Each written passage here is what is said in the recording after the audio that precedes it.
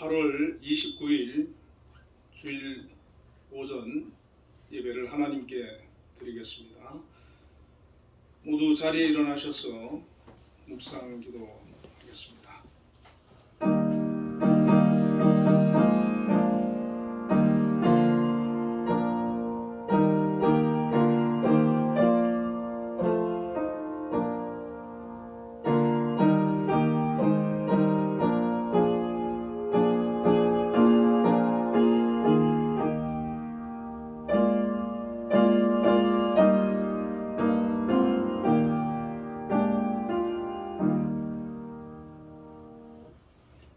여호와여, 왕이 주의 힘으로 말미암아 기뻐하며 주의 구원으로 말미암아 크게 즐거워하리이다.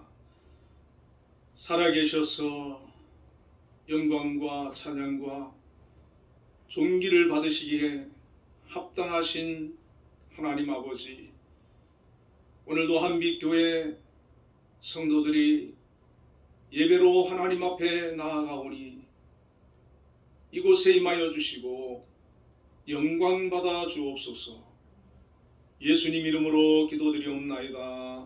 아멘. 개회 찬송 임재 부르겠습니다.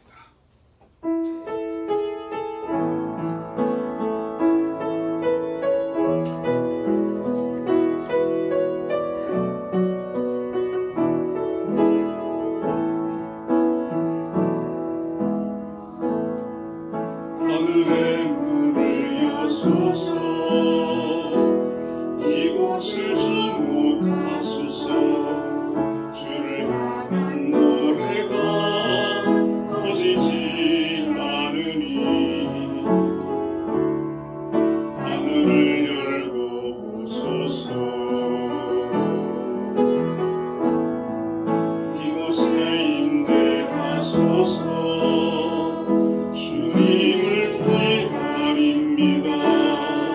기도의 향기가 하늘에 닿으니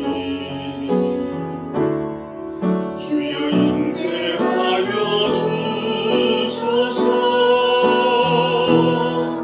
이곳에 오셔서 이곳에 앉으소서.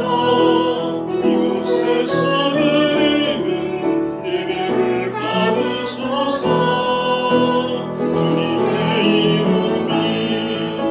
주님의 이름만이 오직 주의 이름만 이곳에 있습니다. 이곳에 오셔서 이곳에 앉으소서. 이곳에서 드리는 예배를 받으소서. 주님의 이름만이 오직 주의 이름만 이곳에 있습니다.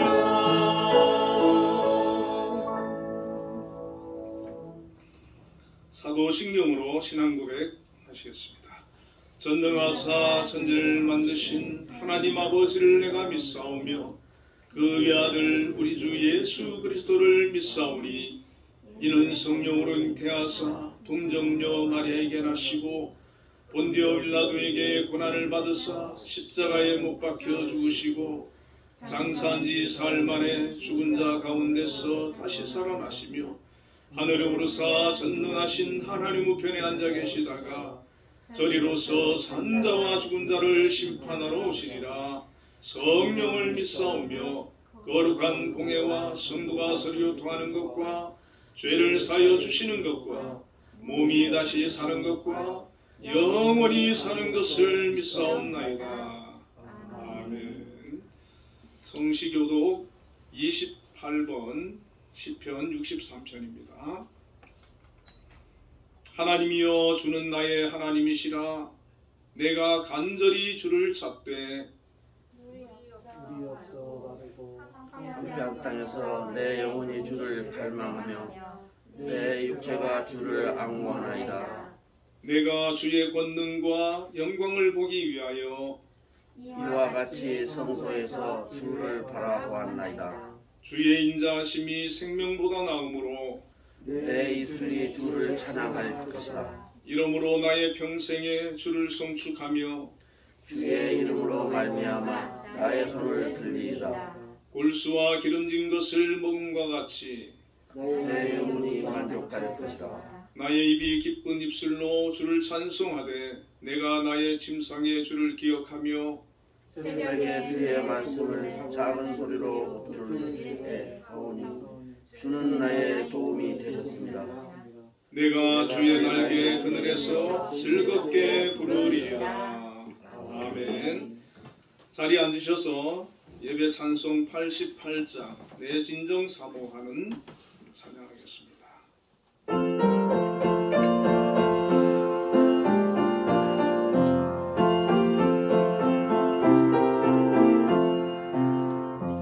내 진정 사모하는 친구가 되시는 구주 예수님은 아름다워라.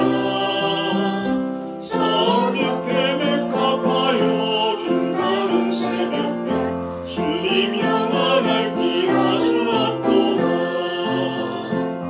내 맘이 아플 적에 긍휼로 되시며 나 괴로울 때 좋은 친구라. 주는 저 산 밑에 백합 빛나는 새벽별 이 땅 위에 비길 것이 없도다. 내 맘의 모든 염려 이 세상 돌았고 주님 항상 같이 하여 주시고 시험을 당할 때에 한나의 기도는 숙심을 잊은 사나를 지키네. 온 세상 날 버려도 주 예수 안 버려 끝까지 나를 돌아보시니. 주는 저 산 밑에 백합 빛나는 새벽별 이 땅 위에 비길 것이 없도다. 내 맘을 다하여서 주님을 따르며 길이 나를 사랑하리니. 물불이 두렵지 않고 창공도 거본데 주는 높은 산성 내 방패시라. 내 영혼 먹이시는 그 은혜 누리고 나 친히 주를 뵙기 원하네. 주는 저 산 밑에 백합 빛나는 새벽별 이 땅 위에 비길 것이 없도다.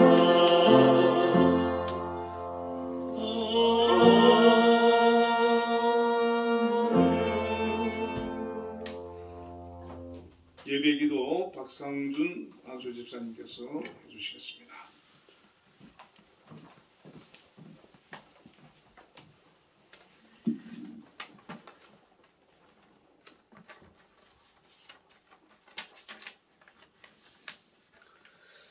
기도드리겠습니다.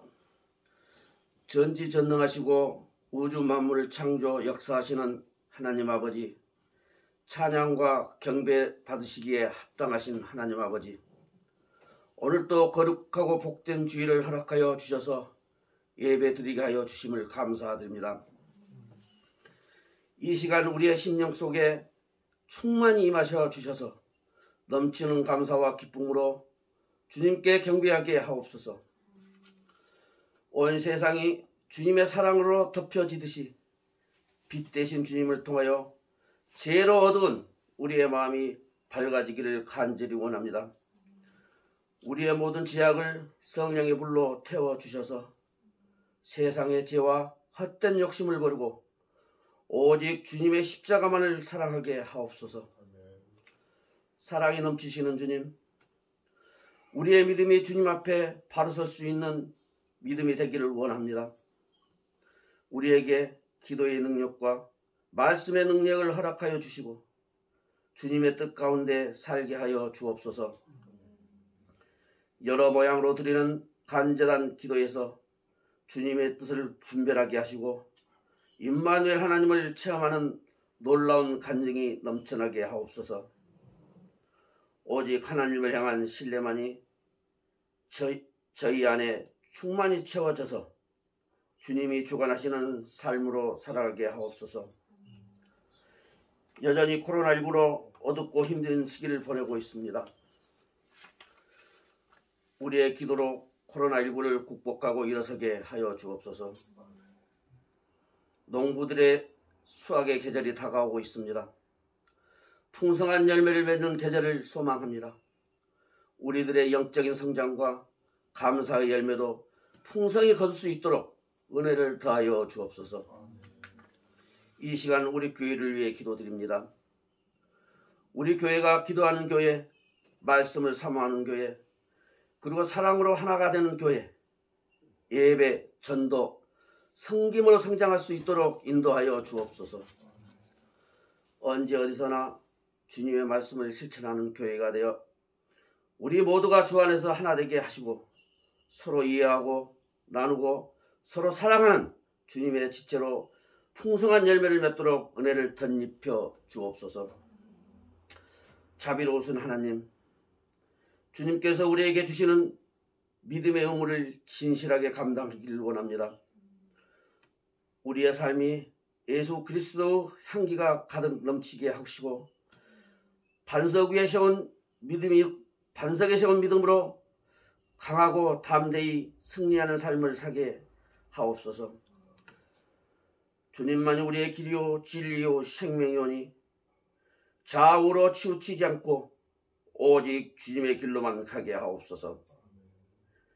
주님의 몸된 교회를 위하여 새로 부임하여 애쓰시는 목사님을 성령의 능력으로 붙들어 주셔서 주님의 역사가 일어나게 하옵소서. 한빛교회 성도들을 푸른 초장으로 인도하여 주님의 은혜가 차고 넘치게 하여 주시옵소서. 우리 교회를 이끌어가는 섬김에 있어서도 강건함을 허락하여 주셔서 이 어두운 세대에 주님의 말씀을 온전히 선포할 수 있는 지혜와 능력이 넘쳐나게 하시고 모든 일에 선한 행실로 모범이 되게 하옵소서. 증거 되시는 하나님의 귀한 말씀을 통해 하나님의 뜻을 분별하여 실천하는 은혜로 덧입혀 주시고 온라인 비대면 예배로 함께한 성도들도 기억하여 주셔서 동일한 은혜로 함께하여 주시옵소서. 항상 우리와 함께 하시는 우리 주 예수 그리스도 이름으로 기도드립니다. 아멘. 아멘.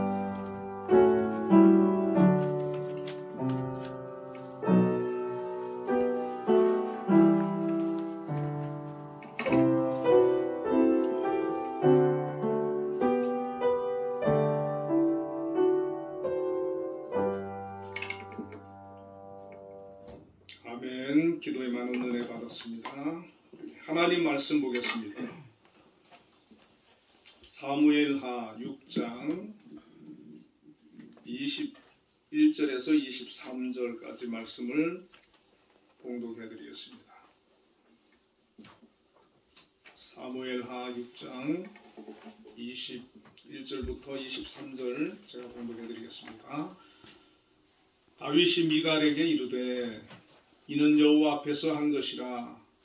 그가 내 아버지와 그의 온 집을 버리시고 나를 택하사 나를 여호와의 백성 이스라엘의 주권자로 삼으셨으니 내가 여호와 앞에서 뛰놀리라.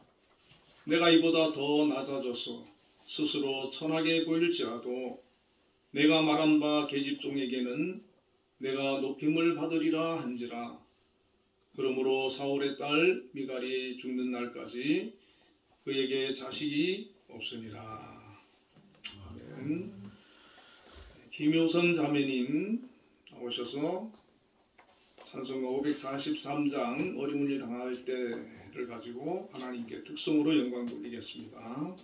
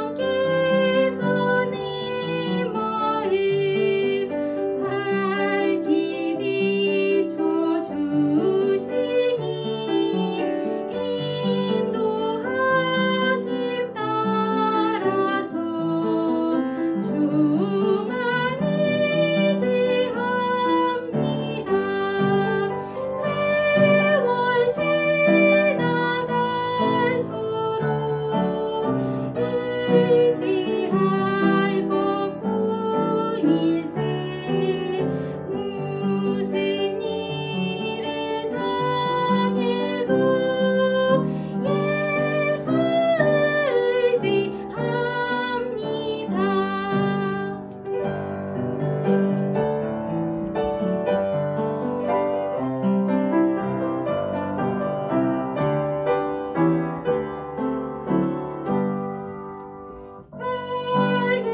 빨개때의 노래와 어두울 때의 기도로 위대할 때 도움을 주께 간구합니다. 생명이 있을 동안에 예수 의지합니다. 천국 올라가도록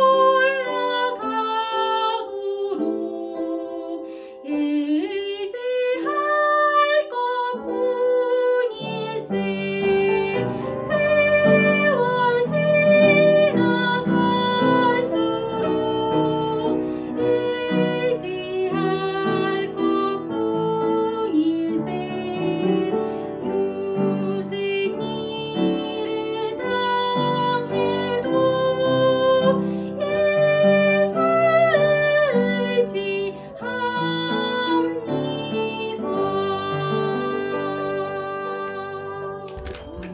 네. 네, 우리 하나님께 영광을 드립니다.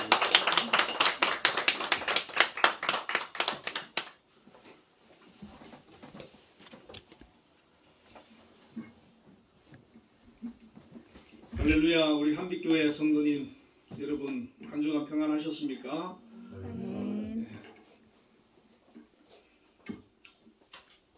제가 늘 느끼는 거지만 우리 한빛교회 참 기도하시고 또 특송하시고 그러실 때마다 은혜가 됩니다. 그리고 지금 코로나19 비대면으로 인해서 가정에서 지금 또 예배 드리시는 성도님들도 많으신데 저희가 주일 낮 예배를 지금 9시에 시작을 하거든요. 우리 두 분 장로님 또 권사님들 또 전도사님 김하연 집사님 박민수 집사님 참 여러분들이 이렇게 일찍 오셔서 예배를 드리고 또 11시에 모든 성도님들이 예배 드릴 수 있도록 이렇게 애를 쓰고 있습니다. 이렇게 참 이런 시간에 오시는 분들에게 특별히 또 하나님께서 크신 은혜로 역사해 주시기를 주님의 이름으로 축원을 드립니다. 예, 오늘 본문의 말씀을 가지고 여호와 팻디놀리라는 제목으로 함께 은혜를 나누겠습니다. 제가 그 대학교 2학년 때였습니다. 제가 친구 집에 놀러를 갔어요. 근데 그 친구 집에는 좋은 전축이 하나 있었습니다. 그리고 그 LP판을 틀어주는데 이선희 씨의 그 제2에게를 틀어주더라고요. 그때 그 소리도 너무 좋고 그 노래가 너무 새로운 거예요. 그래서 충격을 먹었어요. 저는 저희 집에는 카세트로 목회자 집안이기 때문에 다른 그 유행가 이런 걸 못 듣게 하셨어요. 저희 부모님이. 그리고는 테이프로 그 찬송가 복음성가만 듣다가 전축으로 흘러나오는 그런 그 음량에 놀랬습니다. 제가. 그래서 그날부터 저희 아버지께 전축 사달라고 제가 막 조르기 시작했어요. 한두 푼 하는 것도 아니고 그 당시 또 생활이 좀 어려워가지고 안 사주시더라고요. 그래서 저는 한 번도 계속 조르거든요. 그 다음날 또 조르고 또 조르고 결국에 저희 아버지께서 가격은 비싸지 않았던 것 같은데 상당히 큰 전축을 사주셨습니다. 그래서 제가 시내에 가서 이제 LP판을 하나 사가지고 와서 그걸 틀었는데, 제가 제일 처음 산 그 LP판, 그거는 여러분의 상상에 맡기겠습니다. 제가 무엇을 샀는지 무엇을 들었는지 말씀 안 드리겠습니다. 아마 여러분들도 어떤 일로 인해서 너무 행복하고 즐겁고 좋아서 기뻐 뛸 때가 있었지 않겠습니까? 아마 그런 때는 그런 생각을 하실 거예요. 평생 이런 날만 있으면 좋겠다. 이렇게 행복하고 좋은 날만 있으면 좋겠다. 그런데 우리 인생이 그렇게 순탄치만은 않습니다. 그런데 참 신앙인들은 항상 기뻐하며 살 수가 있는 줄로 믿습니다. 하나님을 진정으로 만난 사람, 하나님을 깊이 사모하는 사람, 하나님으로 내 마음에 가득 채워진 사람, 이런 사람들은 항상 기쁘고 감사하고 행복할 것입니다. 철로 역정을 쓴 존 번연이라고 하는 분이 하루는 길을 가다가 여러 할머니들이 대화하는 장면을 들었다고 합니다. 가만히 들어보니까 그 할머니들이 아무것도 자랑할 것이 없어 보이는데, 그분들이 막 하나님을 찬양하고 하나님께서 내 인생에 베풀어 주신 그 은혜를 서로 나누면서 감사하고 그렇게 영광을 돌리더라는 것이죠. 존 번연은 그때까지 하나님 앞에 감사하는 그런 삶을 살지를 못했던 것 같습니다. 그래서 그 순간에 깨닫고는 그 자리에 엎드려서 기도를 하게 되었고, 성령 체험과 새 사람이 되는 그런 영적인 체험을 했다고 합니다. 그래서 그 이후에 철로 역정이라고 하는 그런 유명한 책을 쓰기도 하고 신앙의 문학가로서 하나님 앞에 쓰임을 받았는데, 그날 이후로 그렇게 변했다고 하는 것입니다. 오늘 본문의 다윗도 늘 하나님을 찬양하고 감사하고 영광 돌리는 그런 모습을 우리는 볼 수가 있습니다. 다윗은 시편에서 하나님께 감사의 찬양시를 많이 쓴 것을 봅니다.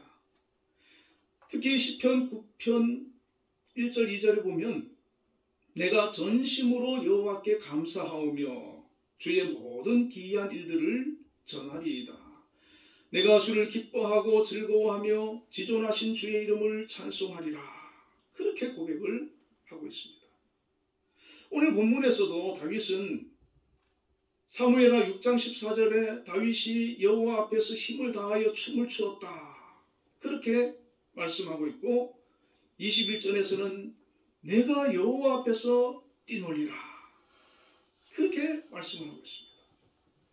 다윗은 평생에 하나님으로 기뻐하고 감사하는 그런 사람이었습니다. 오늘 우리도 이 다윗처럼 하나님을 찬양하고 감사하고 기뻐하는 모습으로 나아갈 수 있기를 축원을 드립니다. 오늘 본문에서 다윗은 무엇 때문에 그렇게 기뻐했던 것일까요? 하나님의 언약궤가 다윗성 예루살렘으로 모셔진다는 사실 때문에 춤을 췄습니다. 그리고 기뻐하고 감격했습니다. 언약궤는 하나님의 임재를 상징하는 것으로 그 안에는 10계명의 두 돌비를 보관하고 있었습니다. 언약궤는 광야 여행에서나 요단강을 건널 때, 여리고 전쟁 때에 항상 앞장섰고 하나님의 주권과 영광을 드러내었습니다. 특히 광야 시절에는 언약궤가 머무는 곳에서는 항상 하나님의 직접적인 현현이 있었습니다. 민수기 9장 15절에 보면 성막을 세운 날에 구름이 성막 곧 증거의 성막을 덮었고 저녁이 되면 성막 위에 불 모양 같은 것이 나타나서 아침까지 이르렀다. 그렇게 말씀하고 있습니다. 그렇게 이스라엘 백성들에게는 귀한 이 언약궤가 있어야 할 곳에 있지를 않았습니다. 엘리 제사장 때에 실로의 성막에 있던 언약궤를 이스라엘 백성들이 블레셋과의 전쟁에서 지니까 사람들을 보내가지고 성막 안에 있는 그 언약궤를 가져오라고 시켰던 것이죠. 언약궤가 있으면 우리는 하나님께서 우리를 도와주셔가지고 저 블레셋을 이길 것이다. 그렇게 생각했던 겁니다. 그런데 그날도 블레셋의 전쟁에 지고 언약궤마저 빼앗기고 말았습니다. 그리고 홈리와 비느하스 엘리 제사장의 두 아들이고 제사장들이 그 전쟁에서 죽는 사고가 생기고 말았습니다. 이 블레셋 사람들은 언약궤를 빼앗아 가지고 기고만장했어요. 우리가 이스라엘의 신을 포로로 잡았다. 우리가 이겼다. 그런데 웬걸 법궤가 가는 곳마다 재앙이 막 임하니까 이 블레셋 사람들이 이스라엘 백성들한테 다시 언약궤를 돌려줘 버렸어요. 그래서 이스라엘 백성들이 이 언약궤를 실로로 모시고 와야 되는데 기럇 여아림이라고 하는 그 산지에 아비나답이라고 하는 사람이 살고 있는데 그 산 속에 이 언약궤를 모셔다 놓고는 엘리아살을 구별하여서 거룩하게 구별하여서 여호와의 궤를 지켜라. 그러고는 오랫동안 이 언약궤를 다시 이스라엘 백성 가운데로 모셔오지를 않은 거예요. 여러분, 이 언약궤가 실로의 성막에 없다는 것은 무엇을 의미하겠습니까? 더 이상 성막이 성막으로서의 역할을 하지 못한다는 것입니다. 시편 78편 60절에는 실로의 성막 곧 인간이 세우신 장막을 떠나시고 라고 했습니다. 하나님의 언약궤도 없는 그 성막, 그 장막, 하나님이 계시지 않는다는 것입니다. 이스라엘 백성들의 가장 앞장서서 해야 되는 것은 바로 언약궤를 다시 실로로 모셔와서 성막에 모셔다 놓았어야 하는 것입니다.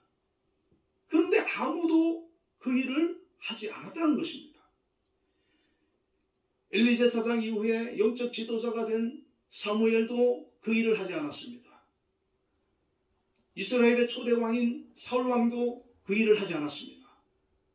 많은 제사장들이 있었지만 아무도 나서서 언약궤를 모셔오려고 하지 않았습니다. 시대적으로 보면 이런 시대가 있다는 거예요.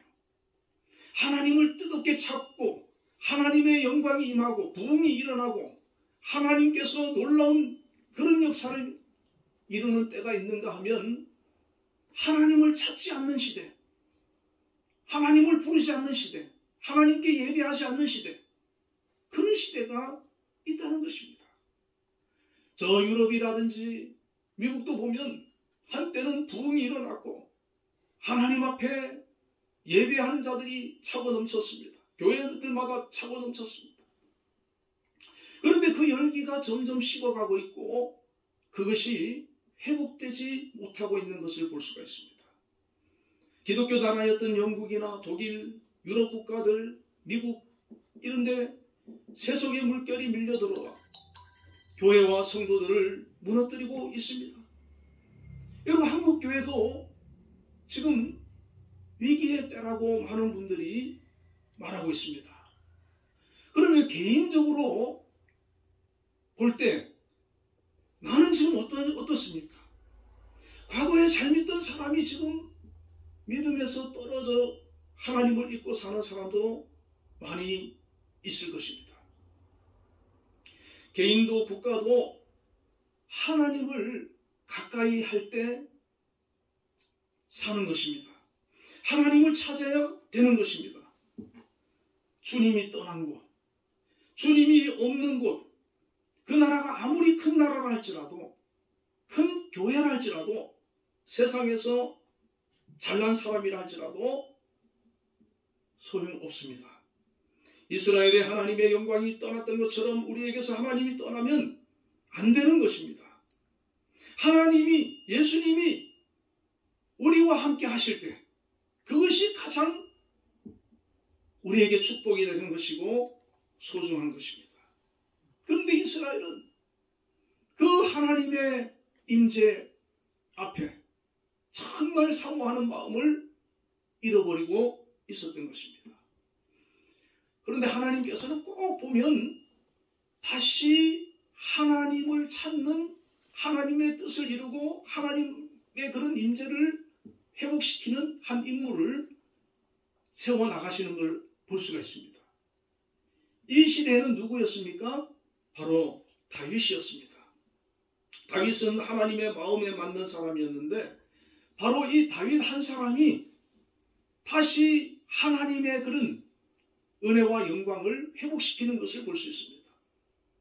다윗은 늘 기도하던 사람이었고 하나님의 살아계심과 능력을 너무나 잘 아는 믿음의 사람이었습니다.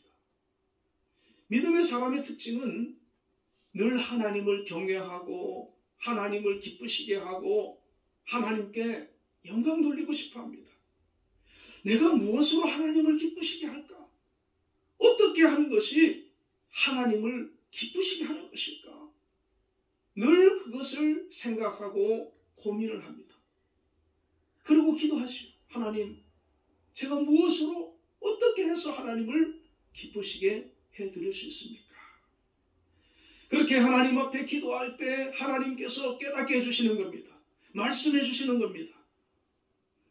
하나님께서 원하시는 것이 무엇인지 알려주시는 것입니다. 다윗은 12지파의 왕이 되고 나서 너무 하나님 은혜에 감사한 거예요. 내가 저 베들레헴 시골에 어릴 때 목동이었는데 참 나 같은 것을 하나님께서 이렇게 왕으로 세워주셨으니 얼마나 감사하겠습니까? 그래서 다윗은 평소에도 하나님 뜻대로 하나님을 기쁘시게 하려고 하는 생각대로 살려고 애를 많이 썼는데 특별히 또 생각을 해보는 거예요. 그런데 다윗도 까마득하게 입고 있었는데 뭐냐면 언약궤가 지금 예루살렘에 없다는 거예요. 이 이스라엘 백성들 가운데 없다는 거예요.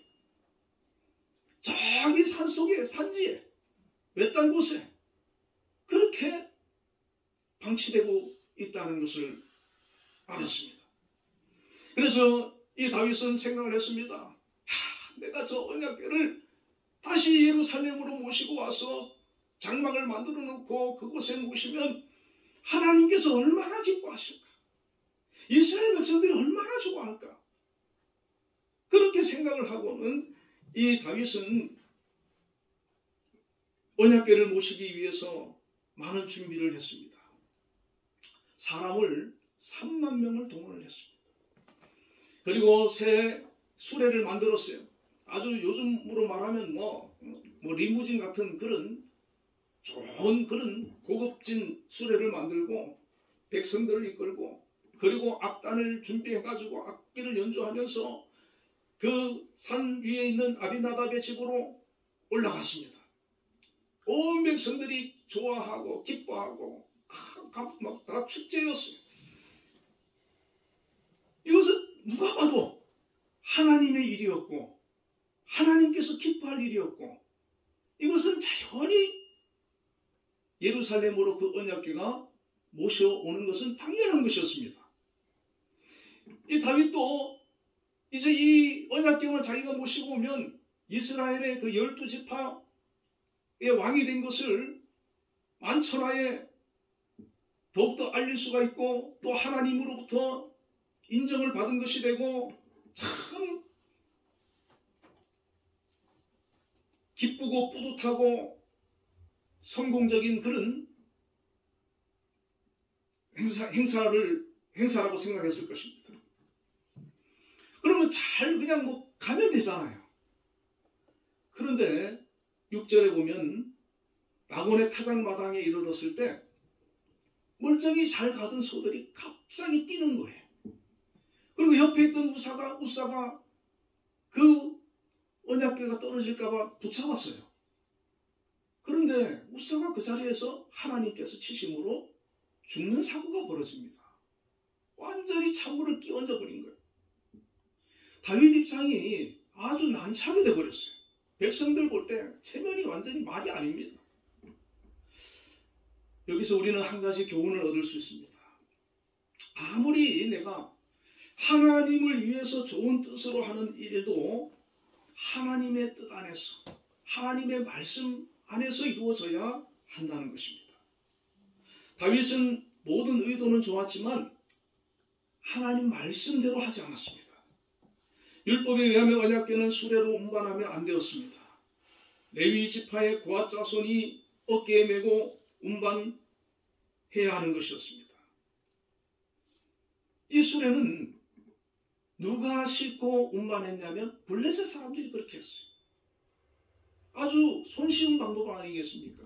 또 폼이 나는 방법 아니겠습니까? 시간도 단축할 수 있는 그런 방법 아니겠습니까?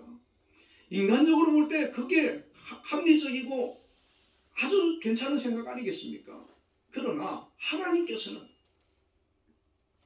제사장들이 어깨에 메고 걸어서 운반하도록 말씀하셨던 것입니다. 하나님을 기쁘시게 하려는 마음을 가지고 있어도 하나님의 방법과 뜻에 맞추어야 한다는 것입니다. 다윗은 법궤 운반을 중단할 수밖에 없었습니다. 근방에 경건한 사람 오베데돔의 집에 언약궤를 모셔놓았습니다. 6장 8절에 보면 성경은 우사가 죽자 다윗이 분하여하고 하나님을 두려워했다고 했습니다. 여러분, 다윗이 우사가 죽는 그 사건으로 인해 가지고 분했다는.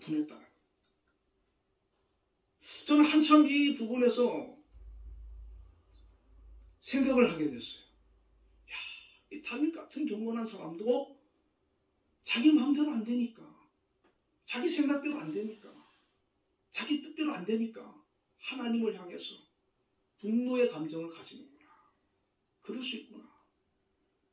다윗이 그렇다면 우리는 얼마나 자주 쉽게 하나님을 향해서 그런 감정을 가질 수가 있겠습니까? 다윗은 하나님을 위해 내가 언약궤를 모셔오려고 했는데 왜 하나님께서 우사를 치셔서 이를 그르치게 하는지 그게 분했다는 거예요. 나는 하나님을 위해서 하는데 하나님 왜 이러십니까? 그래서 그 지역을 베레스 우사라고 이름을 지었습니다. 이 베레스 우사는 우사를 치십니다. 다윗이 이 일로 얼마나 속상해하고 하나님께 분노의 감정을 품었는지 잘 알 수 있는 대목입니다. 그렇습니다. 우리는 내 생각대로 하나님을 기쁘시게 한다고 해놓고 그 일이 잘못되면 하나님께 섭섭해하고 불평하고 원망할 때가 얼마나 많습니까? 하나님의 일이라고 생각한 것이 막히거나 실패했을 때 하나님을 원망하게 된다는 것입니다. 심지어 내가 잘못해놓고도 그 일이 잘못되어지면 하나님을 원망하는 것이 우리라는 것입니다. 하나님의 일이라고 생각하고 있는데 실상은 그것이 하나님의 일이 아니라 자기의 일이 되는 경우도 많이 있지 않습니까? 이 일로 인해서 내가 이익을 얻고 나의 자랑이 되고 나의 의를 드러내고 하나님의 영광이 아니라 자기가 영광을 받아버리는 그런 일들이 우리의 삶 가운데 많이 있다는 것입니다. 다윗의 실수는 큰 것은 아니었습니다. 그러나 아주 중요한 것이었습니다. 언약궤를 옮기기 전에 충분히 하나님께 물어보고 기도해보고 하나님의 뜻을 바로 알아야 됐습니다. 여러분, 우리가 어떤 일을 해가는 데 있어서 어떤 사람은 속도를 중요하게 여기는 사람이었어요. 빨리 급하게 서두르는 사람이었어요. 위험합니다. 속도가 중요한 것이 아니라 방향이 중요한 거예요. 우리의 신앙도 마찬가지입니다.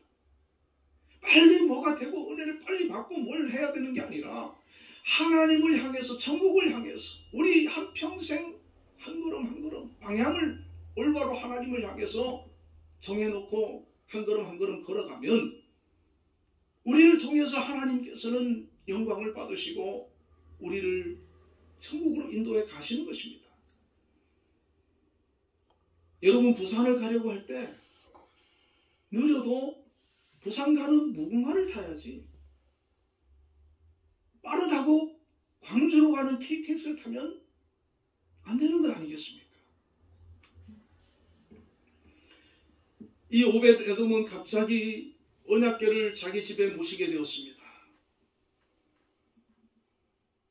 6장 2절에 보면 그 궤는 그릇들 사이에 좌정하신 만군의 여호와 이름으로 불리우는 것이라고 했습니다. 갑자기 언약궤를 자기 집으로 모신다는 것, 얼마나 부담스러운 일이겠습니까? 더구나 우사를 치셔서 우사가 그 자리에서 죽는 사건이 벌어진 직후의 일이고 다윗도 그 일로 하나님을 더욱 두려워하게 됐다 했어요. 웬만한 사람 같으면 거부했을 겁니다. 그러나 이 오벳에돔은 순종했습니다. 여러분, 참 믿음은, 참 신앙은 모두가 불편해할 때, 부담스러워할 때 그 짐을 지는 것이 진짜인 것입니다. 어려울 때 순종하는 신앙이 진짜인 것입니다. 나에게 아무 유익이 없어도 하나님의 뜻의 말씀에 순종하고 헌신하는 것, 이것이 진짜 신앙인 것입니다.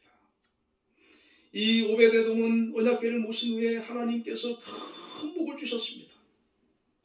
모두 법궤를 모시길 두려워하는데 이 오벳에돔은 기꺼이 모시고 큰 복을 받았습니다. 다윗이 그 소리를 듣게 됐어요. 그래? 다윗은 3개월 동안 하나님 앞에 근신하면서 기도하지 않았겠습니까? 그러나 이 다윗은 실패로 인해 좌절하는 사람이 아니었어요. 이게 바로 믿음의 사람의 공통점입니다. 오벳에돔의 집이 언약궤를 모시고 복을 받았다는 소식을 듣고는 다시 용기를 내서 언약궤를 다윗성으로 모시고 왔습니다. 앞에서의 실수를 반면교사 삼아 실수를 반복하지 않고 율법의 규정을 따라 언약궤를 어깨에 메고 운반하게 했습니다. 역대상 15장 2절에 보면 다윗이 이르되 레위 사람 외에는 하나님의 궤를 맬 수 없나니 이는 여호와께서 그들을 택하사 여호와의 궤를 메고 영원히 그를 섬기게 하셨습니다. 3개월 전에는 그냥 수레에 대충 실어서 모시고 오려고 했는데 3개월 후에는 레위 사람 외에는 하나님의 궤를 맬 수가 없다는 거예요. 다윗이 그렇게 선포를 하고 있습니다. 우리도 때로는 실수할 때가 있지요. 잘못할 때도 있고 넘어질 때도 있습니다. 그러나 말씀을 통해 그 실수를 바로잡고 잘못을 반복하지 말아야 하는 것입니다. 즉시로 회개하고 바로 잡아야 하는 것입니다. 다윗은 3개월 동안 자기의 실수를 깨닫고 바로 잡았다는 것입니다. 어떤 사람은 이 기간이 3년이 걸리는 사람도 있지만 이 기간이 빠를수록 우리에게 복이라는 것을 알아야 합니다. 그리고는 다윗은 철저히 말씀대로 했습니다. 이제는 심지어 그 이상으로 합니다. 6걸음 후에 소와 살찐 송아지로 감사의 제사를 드렸습니다. 수레로 갔으면 16km 정도밖에 안 되는 거리이기 때문에 수레로 갔으면 그냥 하루 만에 갈 수 있는 건데 6걸음 후에 소와 살찐 송아지로 하나님 앞에 감사 제사를 드리고 이래 갔으니 얼마나 시간이 오래 걸렸겠어요. 그래도 이 다윗은 이 복궤 운반에 정성을 다하고 최선을 다합니다. 여러분 옷도 화려한 왕의 옷이 아니라 베옷으로 갈아입습니다. 하나님 앞에서 자기 자신을 겸손히 낮춘 거예요. 각종 악기와 백성들의 환호 소리 속에서 다윗은 춤을 추기 시작했습니다. 진심으로 기뻐하고 즐거워하는 모습이 하나님 앞에서도 이스라엘 백성들 앞에서도 보였어요. 이건 여러분 가식적인 게 아니에요. 정말 진심에서 우러나오는 거예요. 백성들 앞에서 군림하는 왕이 아니라 참된 왕이신 하나님께서 예루살렘에 좌정하시는 것을 진정으로 기뻐하며 하나님의 종으로 행한 행동이었습니다. 여러분 우리가 하나님 앞에 예배드릴 때 예배 자리에 나올 때 이 다윗과 같은 그런 마음으로 나와야 되는 것입니다. 하나님 앞에는 누구든 어린아이가 되어야 합니다. 예수님께서도 마가복음 10장 15절에 보면 누구든지 어린아이와 같이 하나님의 왕국을 받아들이지 아니하는 자는 결단코 그 안에 들어가지 못하리라. 하나님 앞에서는 대통령이라 할지라도 누구라 할지라도 어린아이처럼 순수해져야 한다는 것입니다. 사무엘하 6장 15절에 다윗과 온 이스라엘 족속이 즐거이 환호하여 나팔을 불고 여호와의 궤를 메어오니라. 다윗과 온 백성이 진심으로 기뻐하고 즐거워했습니다. 하나님의 임재를 사모하고 모셔드렸습니다. 그리고 17절에 여호와의 궤를 메고 들어가서 장막에 두고 번제와 화목제를 드렸습니다. 미리 예비된 장막에 언약궤를 모셔놓고 제사를 드렸습니다. 이 제사는 오늘의 예배입니다. 수없이 반복되는 제사, 이 제사를 예배를 하나님께서는 받으시는 것입니다. 18절에는 번제와 화목제를 마치고 만군의 여호와 이름으로 백성에게 축복했습니다. 오늘날 예배 마지막에 축도와 같은 것입니다. 19절에는 모든 백성에게 떡 한 개와 고기 한 조각과 건포도 떡 한 덩이씩 나누어 주었습니다. 다윗은 언약궤를 모시는 큰 일을 마치고 기쁜 마음으로 궁으로 돌아왔습니다. 다윗이 자기의 가족에게 축복하러 돌아왔습니다. 이 큰 행사를 마쳐놓고 가족들에게 돌아와서 축복하고 편히 쉬고 싶었을 거예요. 가족들이 반가이 맞아주기를 기대했을 것입니다. 함께 기뻐해주기를 바랐을 것입니다. 특히 사랑하는 아내 미갈이 반갑게 맞아주면서 아 여보 당신 수고 많았어요. 하나님께서 얼마나 기뻐하시겠냐고 한마디만 해주면 다윗이 피로는 싹 사라지고 해피엔딩이 되었을 것입니다. 그런데 미갈의 반응은 다윗의 기대와 달랐다는 것입니다. 자, 미갈을 한번 보십시오. 미갈은요, 다윗이 막 언약궤를 모시고 지금 궁으로 들어올 때 좋아서 막 춤을 추니까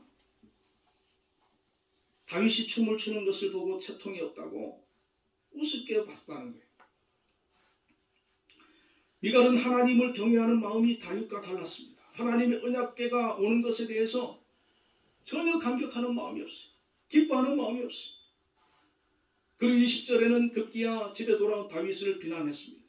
다윗을 맞으며 이르되 이스라엘 왕이 오늘 어떻게 영화로우신지 방탕한 자가 염치 없이 자기의 몸을 드러내는 것처럼 오늘 그의 신복의 계집종의 눈앞에서 흠을 드러내셨도다.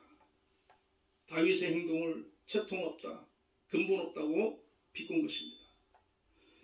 여러분 마음에 있는 말은 좋은 말, 칭찬의 말은 얼마든지 해도 괜찮습니다. 그러나 비난의 말, 비꼬는 말은 하면 안 되는 것입니다. 하나님이 들으시고 사람이 듣기 때문입니다. 말은 그 사람의 신앙과 인격을 나타내는 것이기 때문입니다. 미갈은 어떤 사람입니까? 항상 감사해야 될 사람이에요. 사울왕의 둘째 딸로 태어났지요.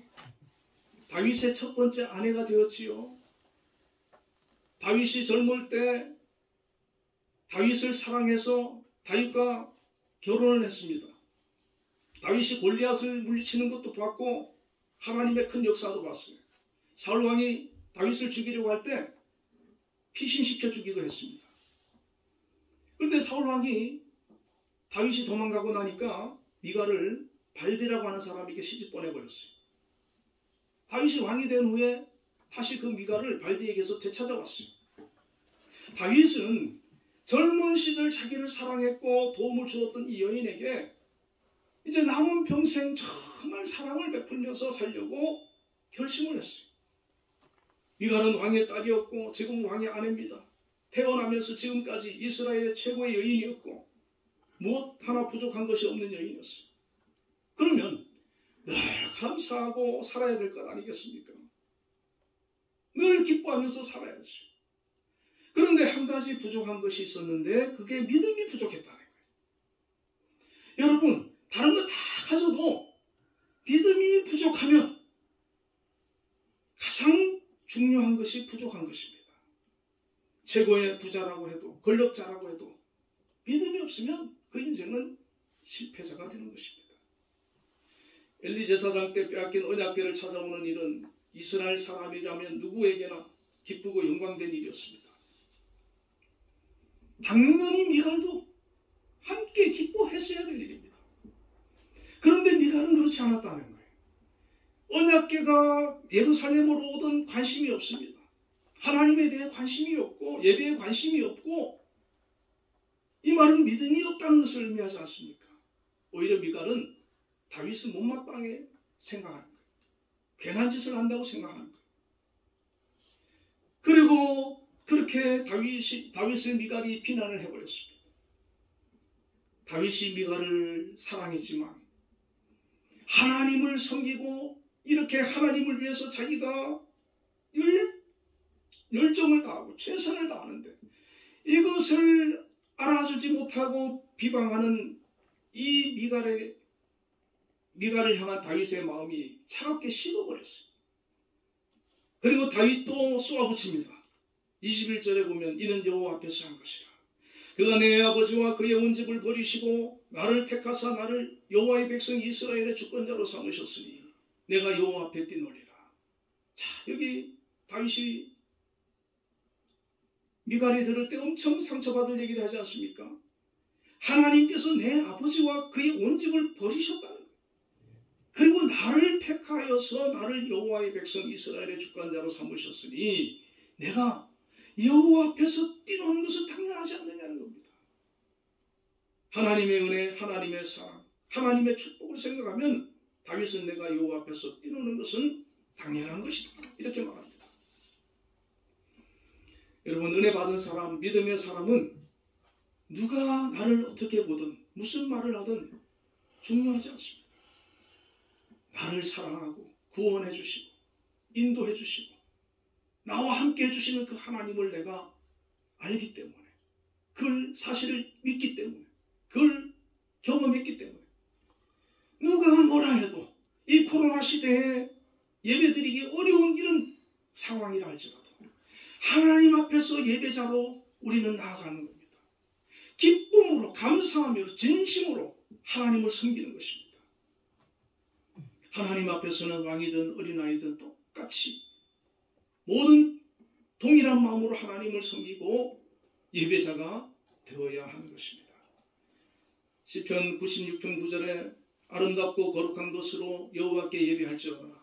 이브리서 11장 15절에 13장 15절에 이러므로 우리가 예수로 말미암아 항상 하나님의 찬미 제사를 드리자.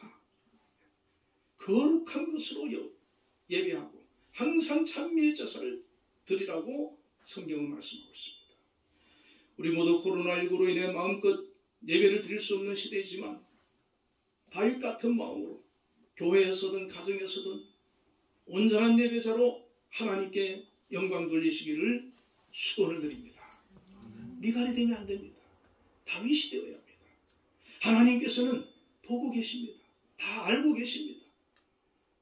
이 시대에 우리가 하나님 앞에 더욱 인정받는 믿음의 모습이 되어져야 될 줄로 믿습니다. 기도하겠습니다.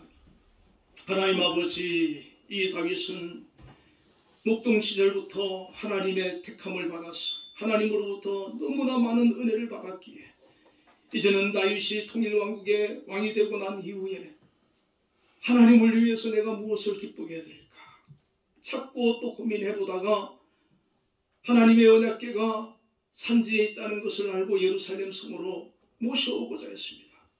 한 번의 실패는 있었지만 다시 하나님의 뜻대로 말씀대로 철저히 준비해서 정성을 다하여 언약궤를 모셔온 것을 볼 수가 있습니다. 그러나 미갈은 그것을 알지 못했습니다. 오히려 비난하고 조롱했었습니다. 비웃었습니다. 하나님은 우리의 삶 가운데 또 신앙생활 가운데 이 미갈 같은 그런 사람이 되지 않게 하여 주시고 다윗처럼 하나님께서 베풀어 주신 은혜를 늘 기억하고 감사하며 내가 하나님을 어떻게 기쁘시게 할까 고민하는 자가 되게 하시고 예배의 성공자가 되게 하여 주시고 또한 하나님께서 베푸시는 그 은혜로 말미암아 항상 기뻐하고 감사하는 믿음의 모습으로 나아갈 수 있도록 인도하여 주시옵소서. 예수님 이름으로 기도드리옵나이다.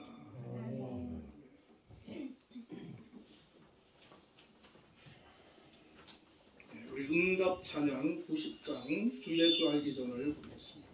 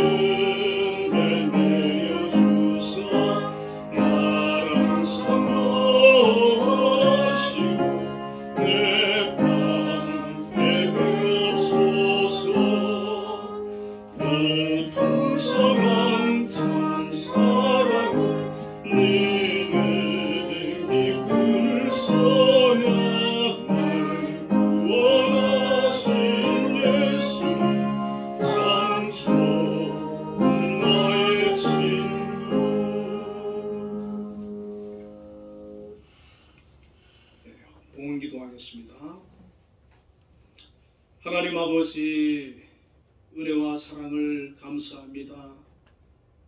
지난 한 주간도 함께 해주시고 오늘도 하나님을 사랑함으로 경외하는 마음으로 주의 전에서 가정에서 예배를 드리고 또한 귀한 예물을 하나님 앞에 감사함으로 드렸습니다. 생업을 허락해 주시고 소득을 주셔서 10의 1조를 구별하여 드린 손길이 있습니다. 하나님 그 직장을 지켜주시고 이 코로나 어려운 때지만 하나님 함께 해주셔서 날로 그 수입이 늘어나는 은총을 허락하여 주시옵소서. 하나님께서 하늘의 보고의 문을 여셔서 필요를 채워주시고 전대의 구멍을 막아주시옵소서. 또한 감사의 예물을 드렸습니다.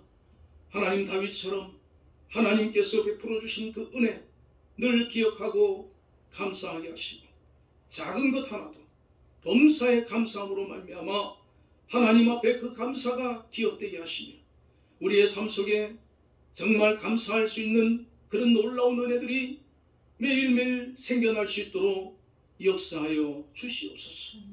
또한 주일헌금과 여러 가지로 하나님 앞에 예물을 드렸사오니 받아주시고 드린 모든 손길을 기억하여 주시며 아버지 영육간에 강건케 하시고 이 어려운 때에 믿음으로 승리하도록 붙들어 주시고 지켜 주시옵소서. 오늘 또한 우리 박상준 안수집사님 하나님 앞에 귀한 기도로 영광을 돌렸습니다. 그 가정을 하나님 기억해 주시고 축복해 주시고 하나님 뜻 가운데서 믿음으로 온전케 하여 주시며 영광 받아 주시옵소서. 어머니 건강을 하나님 늘 지켜주셔서 강건케 하여 주시고 참으로 아버지 하나님 노년에 평안한 그런 삶이 되도록 지켜주시며 하나님 동행하시고 인도하여 주시옵소서.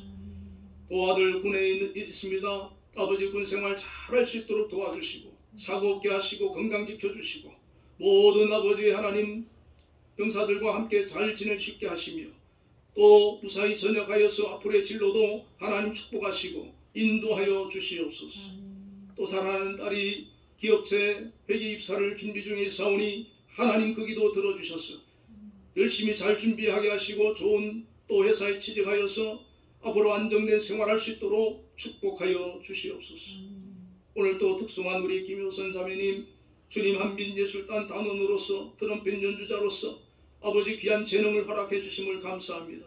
그 재능을 통하여 하나님 영광 받아주시고 많은 사람들에게 기쁨과 위로가 되게 하시고 아버지 앞으로도 군부대나 기업이나 여러 곳에 공연 요청이 많이 늘어나게 하시며 또 예정된 공연들이 잘 진행되어질 수 있도록 아버지 은혜 베풀어 주시고 한민예술단 모든 단원들에게 함께하여 주시옵소서. 정말 아버지 이 나라에서 또한 전 세계적으로 유명한 그런 예술단이 되게 하시고 최고의 아버지 예술단이 되어지도록 축복해 주시옵소서. 예수님 이름으로 기도드리옵나이다.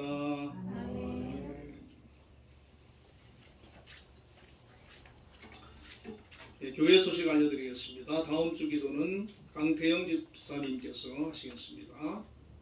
전수경 권사님, 장남 김범영 형제님이 9월 11일 오후 12시 30분에 라운제나 강남 9층 아틀리에 홀에서 결혼식이 있습니다.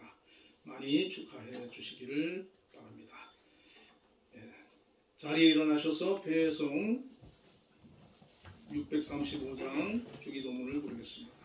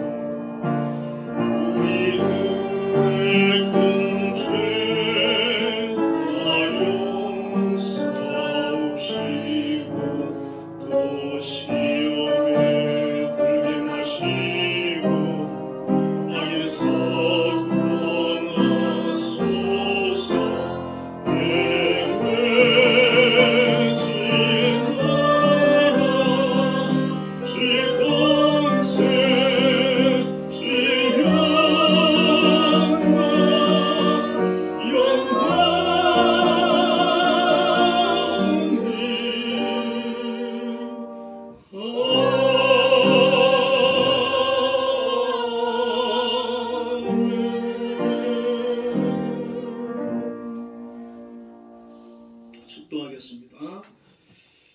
여호와는 그의 얼굴을 내게 비추사 은혜 베푸시기를 원하며 여호와는 그 얼굴을 내게로 향하여 드사 평강 주시기를 원하노라.